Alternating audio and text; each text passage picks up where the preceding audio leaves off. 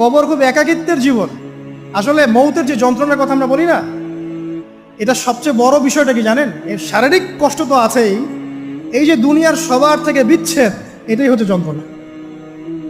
সবার থেকে বিচ্ছেদ না, সবার থেকে বিচ্ছেদ হয়ে চলে যেতে হয়, এটা সবচেয়ে বড় যন্ত্রণা। মানুষ একা থাকতে চায় না। জেলখানায় যে মানুষকে বন্দি করে রাখে না, ওই একাকিত্বের কষ্টে মানুষ ভোগে। একা একা, আমি একা, কেউ নেই আমার সাথে, এটাই।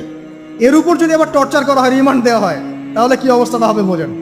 এই হলো কবর, এই হলো কবর। একটা ঘটনা বলে শেষ করে দেই, যে একজন ব্যক্তি মারা গেছেন, আর মুসা আলাইহিস সালামের